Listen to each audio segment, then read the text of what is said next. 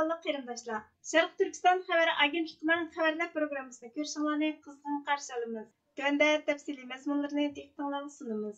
Yahudi jurnali 28 yanvar kuni Sharq Turkistondagi Uyg'urlarning ahvolini bo'libmi 2016-yili Chungchongo Sharq Turkistonga tartibosh bo'lgandan keyin Sharq Turkistondagi Uyg'ur va boshqa Turkiya xalqlari uchirgan vahshiy irqiy qirg'inchilikni tafsiliy bayon qilish bilan birga Amerika hukumatining irqiy qirg'inchilikni e'tirof qilib, Uyg'ur majburiy emgakining oldini olish tadbirlarini yo'lga qo'yganligini, Uyg'urlarni qo'g'dashning yolg'iz muqaddas majburiyat bo'lib qolmay, cho'ng qirg'inchilikdan keyin tarixning takrorlanishidan saqlanish majburiyati ekanligini, dunyoning diqqatini Uyg'urlarga markazlashtirish kerakligini, buning uchun Amerikalik Yahudilarning aprelda Uyg'urlar duch kelgan krizisga ahamiyat beradigan Eli Vassal insoniyat fondi jamiyati uyushtirgan yig'inga qatnashishi kerakligini, Elisha Vassal tarafidan boshqariladigan Eli Vassal insoniyat fondi jamiyatining orqasidan menish kerakligini bayon qildi.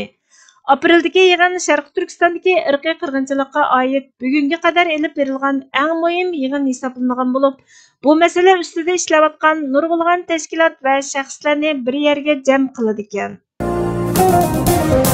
ABC xabarlarining 31 yanvar kunidagi xabariga qaraganda, Amerika Federatsiya tekshirish idorasining boshlig'i Kristofer Viray chorshanba kuni parlamentga bergan guvohlik so'zida Xitoy xakerlarining Amerikaliklarga buzg'unchilik tug'dirish va real dunyoga ziyon solish uchun tayyorlik qilayotganligini ogohlantirdi ekan. Viray Amerika to'r qo'mondonlik shtabining qo'mondoni general Paul Nakasun, davlat bexatarlik to'r bexatarligi va ul asliyalar bexatarlik idorasining direktori Jen Esterli va davlatlik to'r direktori ishxonasining mudiri Harry Coker qatorliqlar bilan birlikda Xitoy Kompartiyasiga qarshi tanlangan Avom palatasi komitetida guvohlik berdi ekan. Viray isbot anglash yig'inidan ilgari tanlangan guvohlik so'zida Xitoy Xalq Jumhuriyati xakerlarining bizning muhim ul asliyalarimizni, suv bir taraf qilish zavodimizni, elektr to'rimizni, neft va tabiiy gaz turba yo'limizni, qatnash sistemamizni nishonlaganligiga ancha ahamiyat berilmayotidi. Ular bizning iqtisodiy bexatarligimizga hujum qilib, bizning yangiliklarimiz va shaxsiy shundaqla korxona sonliq ma'lumotlarimizni to'p o'g'irlash bilan shug'ullanyotidi. Biz har bir Amerikalikning xavfiga darhol diqqat qilishimiz kerak degan.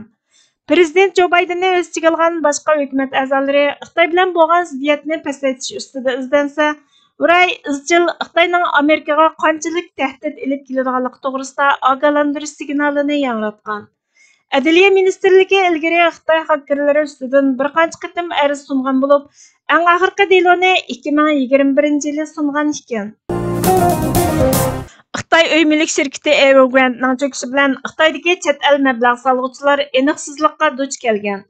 Muhofizachi xabarlarining 30 yanvar kunidagi xabariga qaraganda, Xitoyning qarzga bo'g'ilgan uy mulk shirkati Evergrande'ga taqilish amri berilganda, shirkatning yimirilishining mablag' solg'uvchilar va qarz olg'uvchilar, shundaqla oldin pul to'lagan 100 ming olgan uy sotib olmoqchi bo'lganlarga bo'lgan ta'siri aniq bo'lmagan. Dushanba kuni Xitoy uy mulk taraqqiyot savdogari Evergrande'ning qiymati 2017-yildagi eng yuqori palladan 99% tuvanlab $275 million tushib qolgan. Yaqinqi moliya doklatiga qaraganda, u har xil haqdarlarga $300 milliard ortiq qarzdor ekan. Dushanba kuni Hong Kong yuqori sud mahkamasiga sunilgan keskin qarorda sudchi Lin Lachan shirkatning vayron bo'lganligini va qarzni to'lay olmaydiganligini aytgan. Evergrande'ning 280 shahardagi 1300 dan ortiq turalg'i turini o'z ichiga olgan 90% dan ortiq mulki Xitoy cho'ng quruqligiga joylashgan ekan. Uning dushanba kunidagi qaroriga norozilik arz sunishi mumkin ekan. London Suas universitetining iqtisodshunosi va hamkorlashuvchisi George Magnus qutqizishning mumkin bo'lmaydiganligini, Xitoy hukumati chet ellik haqdorlarning ziynini davlat ichidagi fuqarolardan to'liqlashga ahamiyat bermaydiganligini, badal to'laydiganlarning yanala chet ellik zoyim egalari bo'ladiganligini aytgan. Hong Kong va Xitoy pay bozorining yimirilishi natijasida mo'ljallangan bir tijoriy cho'kish mezgili chet ellik mablag' solg'uvchilarning Xitoyga davomli mablag' selishini xohlamaydiganligini belgilaydigan muhim asos ekan. Yakshanba kuni Xitoy davlat taratqullari davlatning 3 cho'ng qarz boshqaruvchisini egalik huquqliq boylik fondi Xitoy mablag' selish shirkati bilan birlashtirishni planlaganligini xabar qilgan. Tahlilchilar Beijingning haqdorlarga pul to'lashdan yaxshi chora sifatida pul muomala organlarini qayta tashkillash harakatini elib borganligini aytgan. Qadimqilar aytadiki, zolim o'z navbatida Tangrining yer yuzidagi qamchisidir. Bu yerdagi qamcha qandaqdir zolimning martabasini o'stirishga dalolat bo'lmasdan, balki zo'ravonlik va qirg'inchilikning ibtidoiy quroliga ishorat bo'lib, qamcha jazolash vositasi yoki kuch sohibining ojiz yoki mahkum ustidan elib boradigan adablash qurolidir. Qamcha yana aql va mustaqil g'oyadan yo'qsullashgan, өр irodasini ishlatishdan ojiz kelgan, ashraflikdan aqlliqqa tushib ketayotgan kishi uchun aqlni yig'dirish, kallasini silkitishga ishlatilib kelingan. Qamcha yana xo'jayinning qo'liga chiqqanida qo'lni tizginlashning, uni xo'rlashning quroli qilingan. Shuning bilan bir vaqtda qamcha g'ofilning g'aflatini, aqlsizning aqlini qaytarib kelish, sagitish uchun simvol sifatida tamsillarda ishlatilib kelingan. Bu ma'nodan zolimning qamchisi mazlum uchun shundaqla aql ko'zi ko'r qilib etilgan, qalb tuyumi sezmas qilib etilgan, g'aflat uyqusini keltirguchi xurushlarga mas bo'lib, haqning adolati uchun kurash qilish o'rniga zolimning zulmati orqasidagi qorong'ulikqa mahkum bo'lib, halok bo'lishga qarab ketayotgan to'plam uchun eng ig'ir shaklda chelingan signal. Kelayotgan halokatga qarshi uyg'onishning zarurligini tunutquchi ochiq reallikdir. Biroq bundaq signal yoki ochiq realliklarni kor qilmaydigan ahvollar bo'ladi. Zolim qachonki qamchisini ko'tarsa, chorsizlikda uningga qarshi o't bo'lib yonadigan, ammo qamchi o'rniga zahar yaltilgan shakar sunganida uningga bo'lgan asirlikini imtiyoz va afzallik jumlasidan chaqlaydigan manqur zihniyatlar ana shu kor qilmas holga kelib qolganlar bo'lib, bundaqlar na uyg'onishdan, na reallikni tunib yetishdan mahrumdir.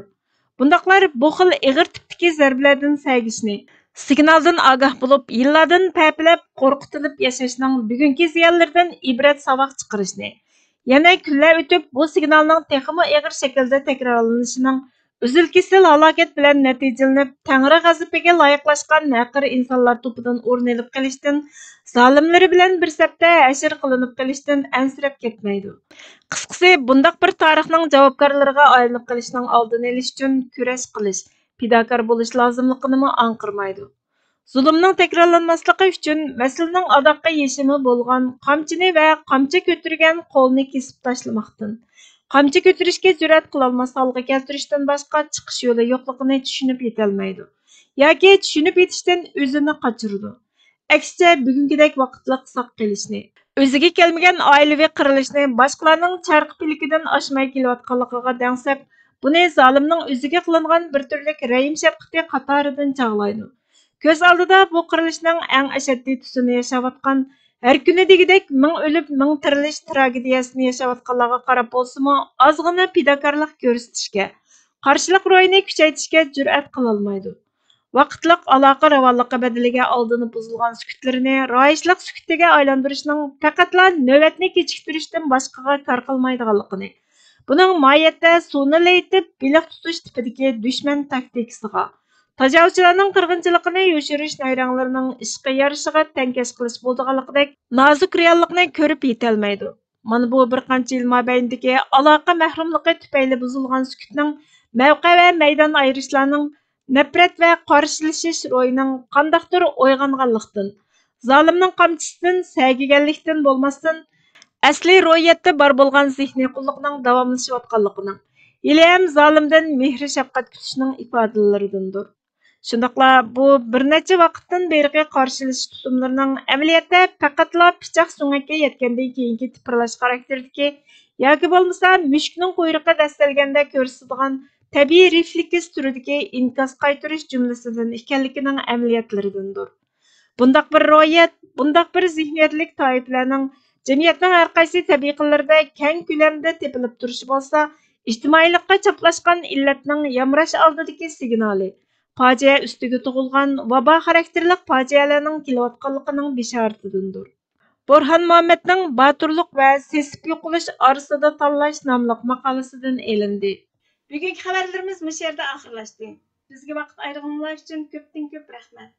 Kelar qatimki programmamizda ko'rishguncha Allohga omonat bo'lgaysizlar.